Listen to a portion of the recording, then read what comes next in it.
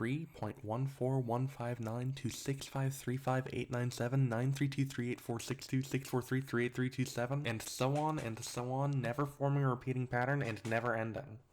There are people in this world, myself included, who can't always tell you what they ate for breakfast and have to do mental math when you ask them how old they are, but they could rattle off digits like this out of a dead sleep. These digits, and infinitely many more, are the decimal digits of pi, often quoted as one of the most famous and important mathematical constants.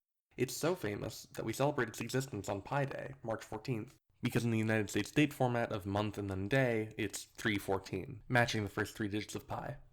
In fact, some of you are probably confused why I'm making this video today instead of waiting for Pi Day, since it's a bit of a tradition to make videos about pi on Pi Day, but I would contend that the date of this video's release is still a Pi Day.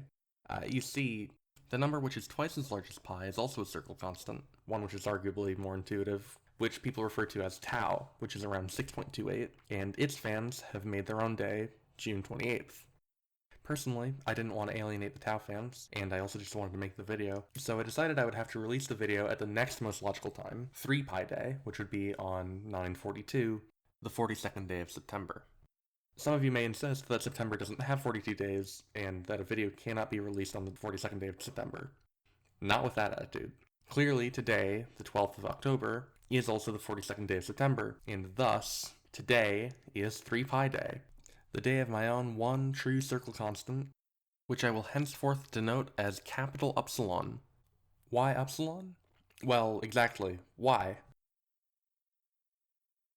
I was hoping to make a video about a bunch of whys relating to pi, like why we call it pi and why we care so much that it has its own day, but one question in particular ended up being deeper than I expected. Why do we even know pi exists? Let's start with the basics. In our modern understanding, we define pi to be the ratio of the circumference of a circle, the term for the distance all the way around, divided by the diameter, the term for the distance directly across, moving through the center. This on its own is slightly arbitrary, for a few reasons. The most common complaint is that the usage of a diameter has little to do with the definition of a circle. A circle is defined as the set of all points which are the same distance from a shared center point, and that distance is the radius, half of the diameter. This is a valid complaint, but to explain it a bit, you may notice that I don't have an etymology pop up for radius. That's actually because it's a significantly newer word than the others, and there doesn't seem to be a clear origin. The cause is likely that the diameter of an existing circle is easier to measure than its radius, which is often brought up as a defense for this definition, but how much this impacted historical language around circles is often understated. For instance, Euclid wrote about this definition of a circle in his Elements, and apparently consistently refers to radii with the equivalent of those lines drawn out for the center, despite using the equivalent word for diameter throughout. And Archimedes referred to the radius directly, but with the term semi-diameter. In any case, what I wish people would ask more often, that I think many people take for granted, is why this number should exist at all. After all, I can't just pick two quantities out of a hat and decide they're proportional, right? For instance, let's say I tried making the same definition for rectangles, declaring a new constant rho, which is equal to the perimeter of any rectangle divided by the length of its diagonal. It's fairly clear if we take two rectangles with different ratios of long side to short side that we'll end up with different ratios between the perimeter and diagonal. This should shed some light on what the problem is. The type of shapes I decided to make this ratio for, rectangles, are not all proportional to each other. If I picked a set of shapes which do share more strict ratios, for instance just all squares, then I would end up with a consistent ratio of perimeter to diagonal. The issue here comes down to a certain geometric property of sameness. Most commonly, we think of two shapes being the same if they're congruent, if you can turn one into the other through translations, reflections, and rotations, since those are ways we can move rigid objects in the real world while maintaining their lengths and angles. In our case, where we want proportions to be the same, what we care about is a different sort of sameness, which is similarity. Two shapes are considered similar if you can turn one into the other through those transformations and the transformation of dilation, which is like expanding or contracting the shape to some center point, multiplying all of the distances to that center point by a certain amount. Here, I made each of the red points twice as far from the center of the dilation as the gold points were, and I claim that the sides of the red triangle are also twice as long as the sides of the gold triangle, with the angles being the same.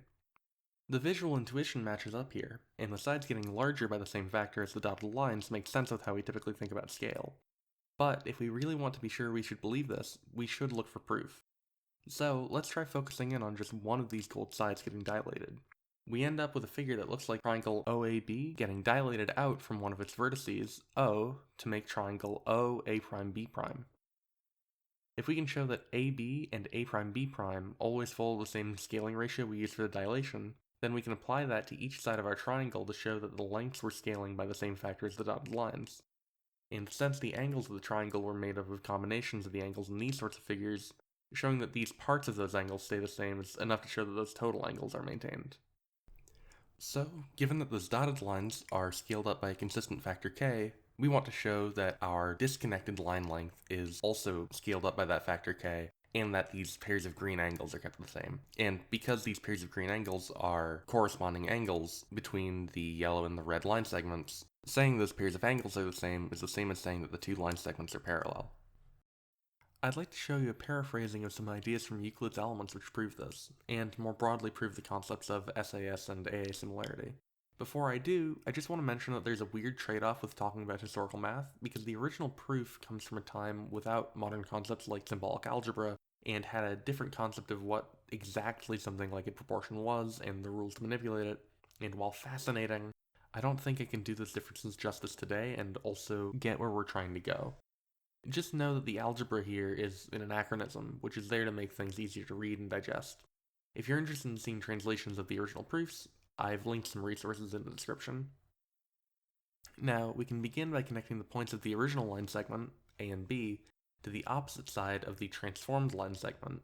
Now, notice that because triangles OAB and ABB' share point A, and their opposite sides are collinear, they have the same altitude.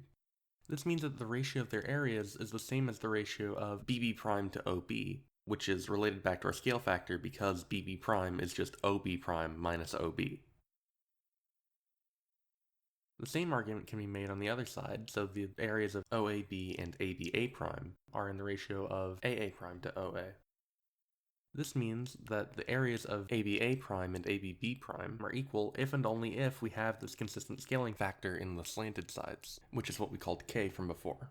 Now, notice these two triangles share side AB, so their areas are equal if and only if they have the same altitude drawn perpendicular from AB. These altitudes both represent distances between AB and A'B', and you may have heard that two lines that are consistently the same distance apart have to be parallel. We can show this by considering this quadrilateral, which would appear to be a rectangle, and we can prove it by drawing this diagonal, and noticing that because the altitudes have to be parallel, because they're both perpendicular to AB, so we have consecutive angles adding up to 180 degrees, which is actually one way the parallel lines are defined in Euclidean geometry.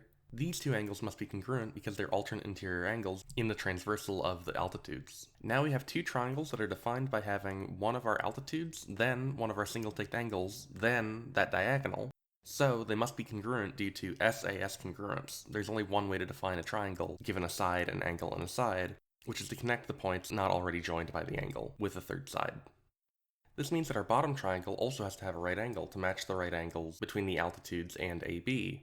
So again, because AB and A'B' are both perpendicular to the altitudes, AB and A'B' would have to be parallel if these altitudes are congruent. Now, it'll also be helpful for us to show the reverse direction, that if AB and A'B' are parallel, then the altitudes still have to be the same, so the areas of ABA' and ABB' still have to be the same. Our single-ticked angles from before are still congruent because our altitudes are still parallel, but now because we know that AB and A'B' are parallel, we can show that these double-ticked angles are also congruent because they're alternate interior angles in a transversal involving those lines.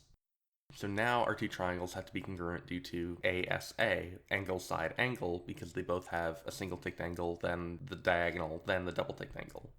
Our altitudes are corresponding sides in these congruent triangles, so they would have to be congruent. So if those altitudes are congruent, then the areas have to be equal. So if the areas being equal would mean that AB and A'B' have to be parallel, and them being parallel means that the areas have to be equal, then that would mean that the two conditions are equivalent, and that one is true exactly when the other is true. Now recall we showed the same thing with the areas being equal if and only if the scaling factor for OA and OB is consistent. So we can cut out the middleman and say that AB and A'B' are parallel if and only if those scaling factors are consistent. Now, in order to show that AB is scaled up by the same scale factor in order to get A'B', we can take advantage of that fact that we just learned, which is that if we cut our triangle using a line parallel to one of its sides, then we'll get the other sides cut with a consistent ratio. So let's define line segment AC as being parallel to OB prime and running through A, stopping when it intersects with A prime B prime. Now, since AC and OB prime are parallel, we can think of our figure like we had a triangle A prime C, and dilated it out from A prime.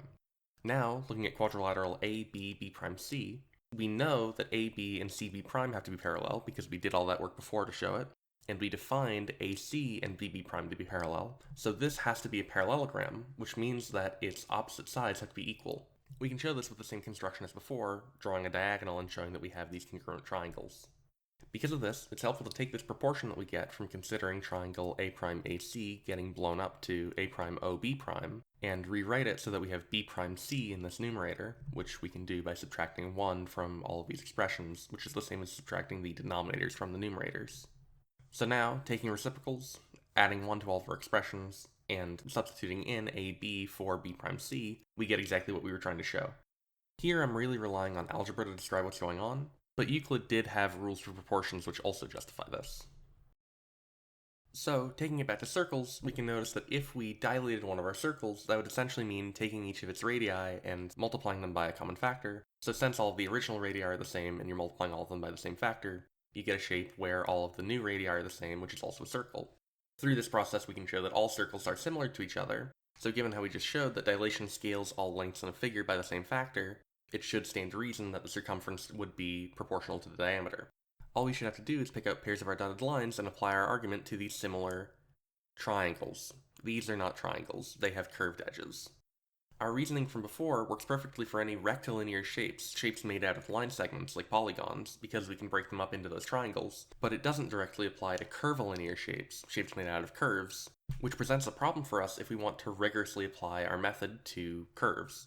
This is such a problem that in the Elements, Euclid never compares arcs from different circles, only arcs from the same circle. Now, if we'd like to try to apply what we've learned anyway, we could get the idea to try to approximate these curves using line segments, and if we do that, for each of our arcs in the circle, we'll end up with these little hexagons drawn inside the circle, using points on the circle as the vertices. We can also try approximating the curves with angles, using the same points on the circle as points of tangency for the blue lines, single points where the lines just barely touch the circle. This gives us what are known as inscribed and circumscribed polygons, which we can think of as approximations of our circle, and they're used in the ancient process known as the method of exhaustion, which nowadays has been supplanted by calculus, but at the time gave a rigorous way to deal with curved shapes. A key idea here for us is to consider what these shapes being inside each other, the inscribed polygon being inside the circle, which is inside the circumscribed polygon, means for the lengths. If we ignore the circle for a second, then this is quite straightforward. We can break our figure up into these triangles, where the outside two sides are contributing to the perimeter of the circumscribed polygon, while the remaining side contributes to the perimeter of the inscribed polygon.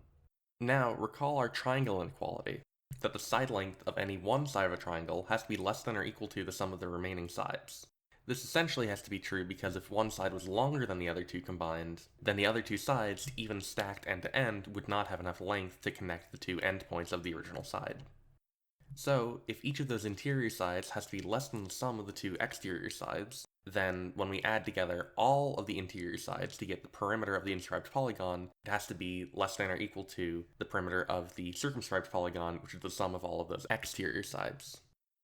Now, we'd like to claim that the circle, being inside the circumscribed polygon and outside the inscribed polygon, should have a perimeter, or we say the circumference, which is in between the two.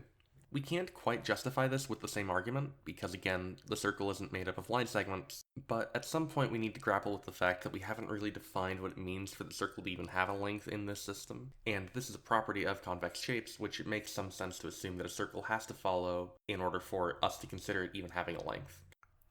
If you find this unintuitive, it may make more sense if you view the triangle inequality as a property of the concept of length, where changing direction is less efficient than going in a straight line, and the further you stray from a straight line, the more length you end up adding to your route.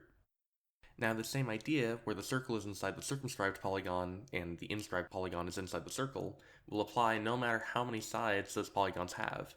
So, We can consider increasing the side count, in this case, let's say from 6 to 12, where we can see our polygons are now a whole lot closer to the circle, and then from 12 to 24, where now we can barely tell the difference at all. No matter how many points we use, the circle will always be between the circumscribed and inscribed polygons, so it should always make sense to say that the circumference should remain between the two perimeters, but it would appear that as the number of sides gets larger, the two perimeters are getting closer and closer to the circumference. So, a question that might interest us is whether these bounds for the circumference, given by the perimeters of the inscribed and circumscribed polygons, get arbitrarily close to each other, so that the circumference will end up being narrowed down to a single number. To answer that question, it might help to look at one of those 6 triangles we split our circumscribed and inscribed hexagons into before, representing one side of our inscribed hexagon and 2 half sides of the circumscribed hexagon, and consider what happens when we add another point on the circle to be a vertex for the inscribed 12gon and a point of tangency for the circumscribed 12gon. We can now see that we have 2 smaller triangles surrounding the arc in our figure, each themselves made up of one of the inscribed sides and 2 circumscribed half sides. This shows that if we were to do this for each of those pieces of our figure that we showed before, we'd end up doubling the number of sides in each polygon. Now, this idea of doing the same process for each part of our original figure is a bit suggestive of some assumptions about our original polygons, but those assumptions are necessary. If we don't have restrictions on this kind of symmetry, then it would be possible to add sides only on one side of the figure, leaving other parts alone entirely, which would mean that there would be places where the approximation isn't getting better at all. Fully discussing that would be a bit beyond our historical scope, so for now we're going to restrict ourselves only to regular polygons with equal sides and equal angles, which is possible if the points on the circle we choose are all equally spaced, and this gives us nice congruences we can work with. Now, our goal here is to ensure that the difference in total lengths of the half sides of the new circumscribed polygon minus the total lengths of the sides of the new inscribed polygon is smaller than the difference between the original sides, and in particular that the length difference will continue getting smaller in a way which approaches 0, which is to say we don't want there to be some non-zero boundary that the difference won't cross. An immediate problem we're presented with is the fact that our doubling left us with 2 triangles surrounding the arc, so it would be nice to know that there's some sense that the size of the new triangle is half, or less, of the original triangle. Fortunately, that's easy to get here by looking at this triangle defined by the bit of the original circumscribed polygon we cut off. Using our triangle inequality, we know that the length of any one side of our triangle has to be less than the sum of the other 2 sides, from which we can show that our double-ticked length has to be less than or equal to the single-ticked length that we're cutting out. So, the double-ticked length in our new triangles has to be less than half of the original side length in the triangle, since it's made up of one of the single-ticked lengths and one of the double-ticked lengths. Now, if the idea here is that the side length being half or less makes up for the doubling of the triangles, then an idea I had to progress from there was to look at the ratios in those triangles.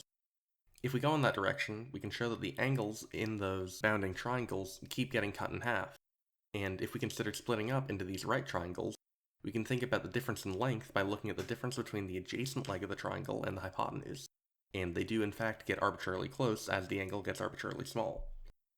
So, if the hypotenuses of these right triangles getting halved makes up for the fact that we end up with twice as many of them, and those legs can get arbitrarily close to the hypotenuses, then we should be able to show that the total length of the legs and the total length of the hypotenuses can get arbitrarily close, which is essentially our goal.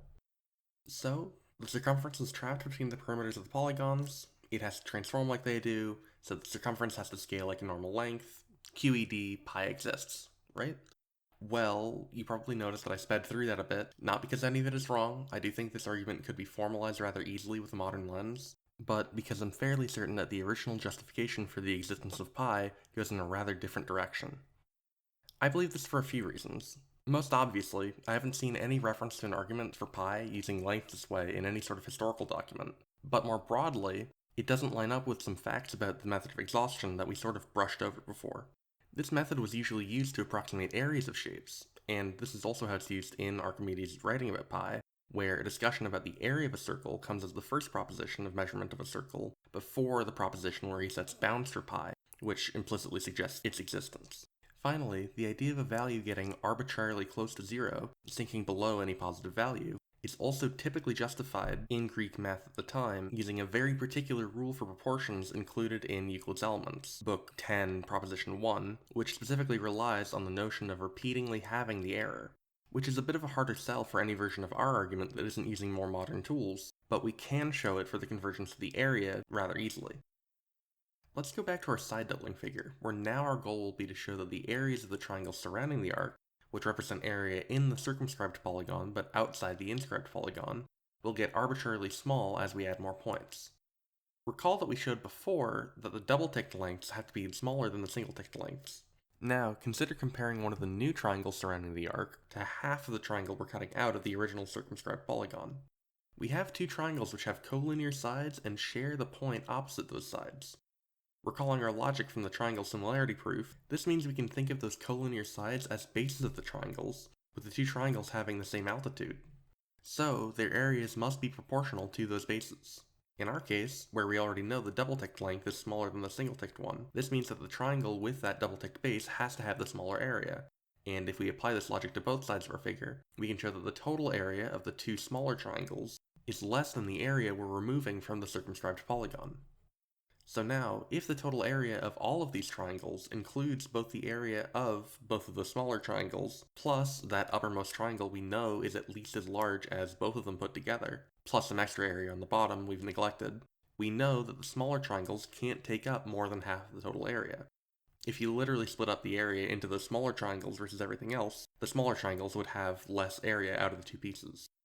Now remember, this figure represents one part of what's happening when we double the number of sides in our polygon, and in particular this total area of all the triangles represents one equal part of the difference in the areas between the circumscribed and inscribed polygons as a whole.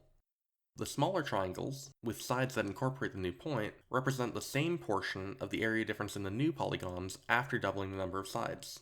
So, by repeating this logic around the circle, we can show that every time we double the number of sides, we're cutting down the difference in the areas of our polygons by at least half. And, like we mentioned, from there we can say that if we keep cutting a value in half, we can eventually make it as small as we want, passing any positive boundary. So, because again our inscribed polygon is inside the circle, which is inside the circumscribed polygon, we know that the area of the circle should always be between the areas of the two polygons. And since the polygon's areas are getting closer to each other, they should also have to get closer to the area of the circle, meaning better and better approximations.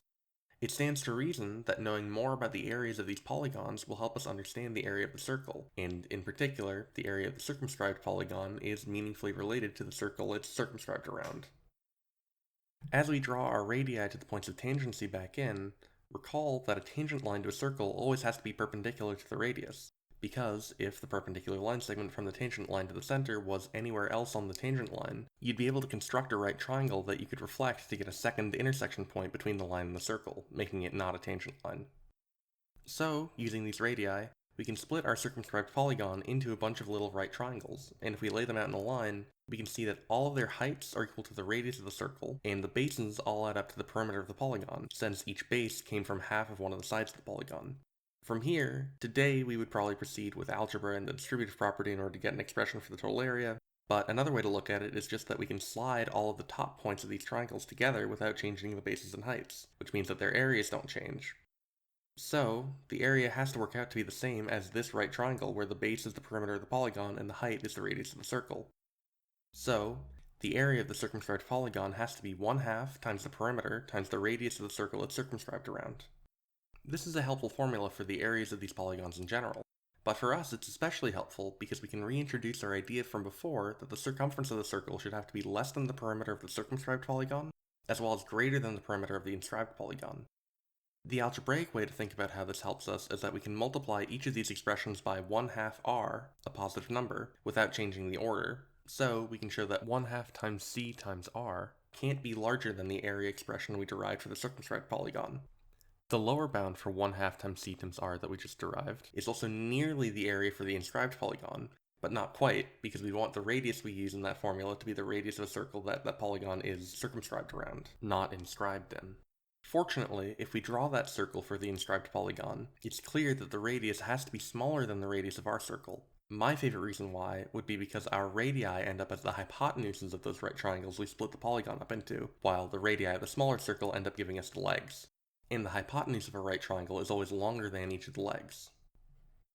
So, if the area of the inscribed polygon is 1/2 times its perimeter times one of these radii, that has to be even smaller than 1/2 times its perimeter times one of our circle's radii. So, we can still say that 1/2 CR has to be at least as large as the areas of the inscribed polygon, but not as large as the areas of the circumscribed polygons, just the same arbitrarily close bounds that we had for the area of the circle. Now we can pay off the idea that the bounds, the areas of the inscribed and circumscribed polygons, can get arbitrarily close using the method of exhaustion as promised before. Now, I'd like to get the general idea of the method across, which involves a lot of abstraction, which is easiest to implement with algebra. So this isn't quite authentic to how it would have been reasoned with in ancient Greece, but I think it captures the logic quite well. Today, we might describe the areas of our polygons using two sequences, let's say an for the inscribed areas and bn for the circumscribed areas, where n is representing the number of sides in the polygon. We've shown that one is always smaller than the other, and that the difference can be made arbitrarily small. What we'd like to prove is that as these bounding sequences get closer and closer to each other, they eventually eliminate room for there to be more than one value that's always between them. To be clear, these requirements on their own are not enough to guarantee that there will be a number like this. We would also need something like a requirement that when n gets larger, a goes up and b goes down, but that's not necessary for the statement we're aiming at, which is just that there can't be two different numbers always between the bounds. So, let's say that we have two numbers which are both between our two bounding sequences for all values of n. We'll call them x1 and x2. We're going to proceed to prove our statement with what we call a proof by contradiction. We're going to try assuming that it's possible for our statement to be wrong, meaning it's possible to choose different values of x1 and x2 given some particular sequences a and b, and then we're going to show that if that was the case, then either part of our definition or one of the basic rules of math would have to be broken, or we can say contradicted. This shows that the goal statement can't possibly be wrong, which is the same as saying it must always be right. So let's think about what could be the case if x1 and x2 aren't equal. One way that could happen is if x1 is less than x2. If this is the case, then x2 would have to be some amount larger than x1, which we could call epsilon. Now, recall that what we mean when we say that bn minus an can get arbitrarily close to 0 is that for any positive value you can choose, eventually the value of bn minus an will be less than that value. So, even if we don't know exactly when bn minus an will become less than epsilon, we do know that it eventually has to happen, so we can say that we're going to select a value of n such that that will be true. Since an can't be larger than x1, if we consider subtracting bn minus x1, we can show that the result can't possibly be larger than bn minus an using rules for inequalities. Essentially, subtracting a larger value for x1 would result in a smaller value for the difference. So, bn minus x1 must also be less than epsilon. But if that's true, then that means bn has to be less than x1 plus epsilon, which is our expression for x2. So, bn is less than x2 for a selected value of n, but we defined before that x2 must be less than bn for all values of n. This is a direct contradiction, both things can't be true at the same time, so assuming that it's possible that x1 is less than x2 led us to an impossible situation. So that assumption must be flawed, meaning it's impossible for x1 to be less than x2. Now, the other possibility for x1 and x2 to be unequal is for x1 to be greater than x2, again by a quantity that we can refer to by epsilon. But notice that x1 and x2 have no distinguishing features compared to each other. Every part in each of their definitions is also included in the definition of the other. So, we could easily just take our reasoning for the first contradiction and reapply it here, just switching all of the x1s with x2s, and vice versa. In situations like this, we can say that our first assumption of x1 being less than x2 was made without loss of generality. In any case, we've now ruled out that either number is larger than the other, so the only remaining possibility is that the two numbers are exactly the same, as we sought out to prove. Now recall that with our circle, we know that the area of the circle is always between the areas of the two polygons, and we also know that the value 1/2 CR is always between the areas of the two polygons. We showed that each time n doubles, the difference in the areas is cut at least in half, maybe less, so according to Euclid, we can always eventually make it as small as we'd like. This satisfies all the conditions of that statement we just proved about the number being between two converging bounds being unique. So it must be the case that the area of our circle is exactly 1/2 CR, a fact you likely know as area equals pi r squared, but here we can actually use it to justify the existence of pi because of a fact that was known before Archimedes about how the areas of circles varied when they were dilated. To start, we need to look at what happens to the area of a triangle when it's dilated. As we showed before, each of these lengths in the final triangle are scaled up by the scale factor of the dilation, so when we do our 1/2 based on height, we end up with 2 copies of that scale factor. With that algebra, we might say that the proportion of the areas is duplicate that of the lengths. With algebra, we would say the factor is k squared. Now, when we try dilating our whole figure, remember that our polygons, being made up of triangles, will also follow this area factor of k squared. So, in order to get a new inequality which involves the areas of dilated polygons, we have to multiply everything by k squared. So, 1/2 k squared CR is the value which always has to be between the areas of the scaled polygons, and since doubling the sides again will make the areas of the scaled polygons get arbitrarily close as well, still getting cut in half or more each time, we can use our same logic to show that 1/2 k squared CR must be the area of our dilated circle. I've abused our access to algebra quite a bit here, but this is representative of something proved in the Elements Book 12 using the method of exhaustion.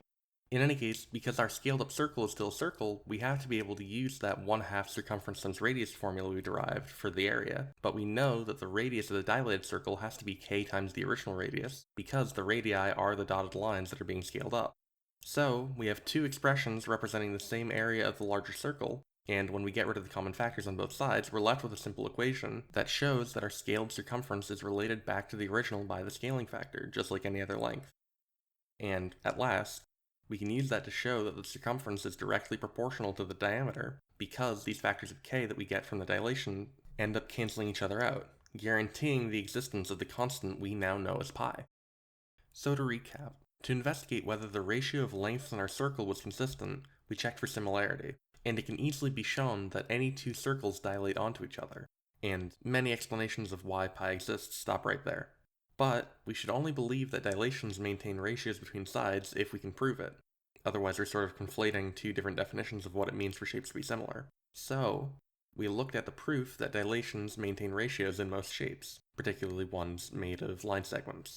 But circles aren't made of line segments in that same way, so in order to use any of those existing ideas of how dilation affects lengths, we had to start approximating the circle with our inscribed and circumscribed polygons, and showing how the approximation can be made better by increasing the number of sides.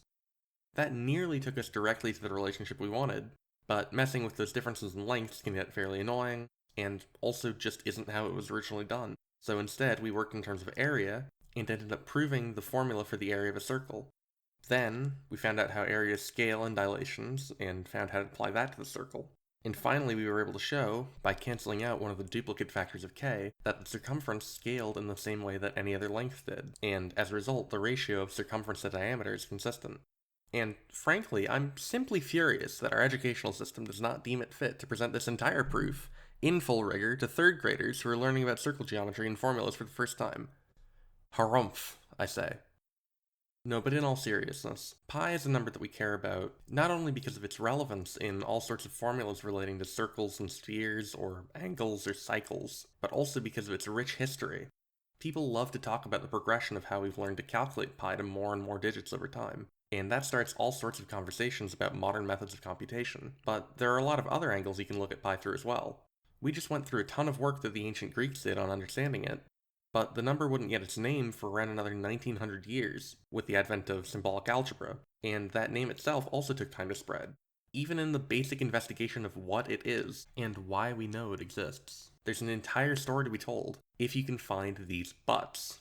It can be easy to look past them, or take them for granted, but there are often interesting and important ideas hiding behind them.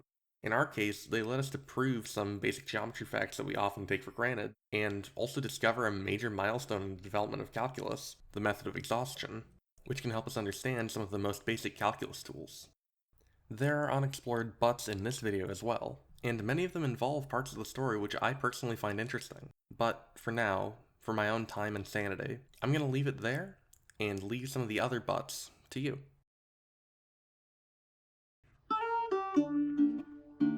Hey, thanks for watching. This video has been a bit of a whirlwind. I came up with the whole 3 pi joke around the last week of September and sort of got hooked on it, and then slipped and fell into a video bigger than my competition entry. I'm not quite sure how it's going to turn out yet, but I'm proud of the actual math work I put into it. And I'm doing an outro this time, so that's gotta mean some kind of improvement. Apologies for any rough spots. I'm just trying not to make the perfect the enemy of the good. But if you enjoyed, first off, I would appreciate you considering subscribing if you haven't, but second, go make something if you can. You might not feel confident, or it might not feel like quite the right time, but the the same was true with me in this video, and this guitar recording you're hearing right now. And if you think they turned out okay, well, maybe the same will be true for you. In any case, I'm gonna go start resting my voice and editing for the foreseeable future, so you have a nice rest of your day.